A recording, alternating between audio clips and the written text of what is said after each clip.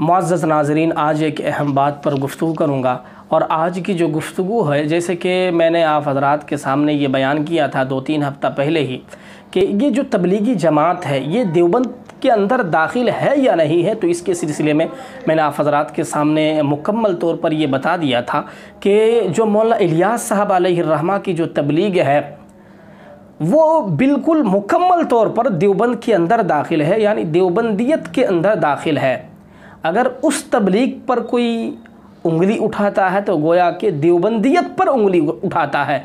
ये मैंने आप हज़रात के सामने वजाहत भी किया था, और मैंने इसलिए वजाहत किया था क्योंकि इस तबलीग को जो है सपोर्ट करने वाले और इस तबलीग को आगे ले जाने वाले हमारे ही अकाबिरीन में से हैं।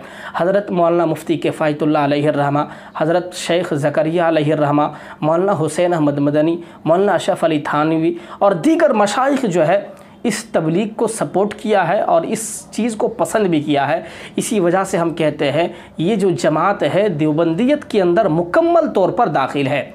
लेकिन बाज़ लोगों ने मेरे इस बयान पर एतराज़ किया कि जैसे कि दौरे हाजिर में कुछ गुलू हो रहा है तबलीगी जमात के अंदर, जैसे कि कुछ झगड़े भी हैं, कुछ लड़ाइयाँ भी हैं और कुछ दीन के अंदर इजाफ़ा भी है और कुछ इधर उधर की बातें भी जो है दाखिल कर चुके हैं।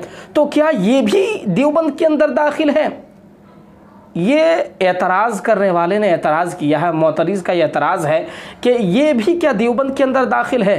तो देखिए, मैं इसके सिलसिले में क्लियरली मैं आपको बात बता रहा हूँ। देवबंद रसूलुल्लाह सल्लल्लाहु अलैहि वसल्लम का जो तरीक़ा है, सहाबा कराम का तरीक़ा है और अल्लाह का हुक्म है, बिल्कुल बिअैनिही वही तरीक़ा, उसी तरीक़े को इख्तियार करने वाला देवबंद है। मैं आपको बता रहा हूँ, और ये मैं सिर्फ बता नहीं रहा हूँ बल्कि अगर आप हज़ारों किताब अगर आप मुझसे मांगेंगे देवबंदियत के सिलसिले में तो इंशाअल्लाहुल अज़ीज़ मैं आपको दलाइल के तौर पर देने के लिए तैयार हूँ। तो इसी वजह से कोई गलत काम अगर हो रहा है और वो मनसूब देवबंदियत की जानिब की जा रही है तो फिर वो देवबंदियत से खारिज है, देवबंदियत के अंदर दाखिल नहीं है।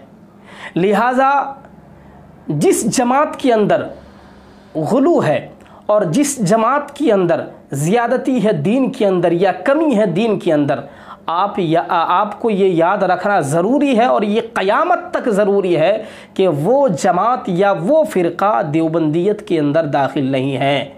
क्योंकि देवबंदियत कोई ऊंच और नीच बिल्कुल दोनों मज़हब को इख्तियार नहीं करते। दरमियानी जो मज़हब है, एतदाल वाली, जो रसूलुल्लाह सल्लल्लाहु अलैहि वसल्लम का दीन है, उसी पर चलने वाली जमात का नाम देवबंद है।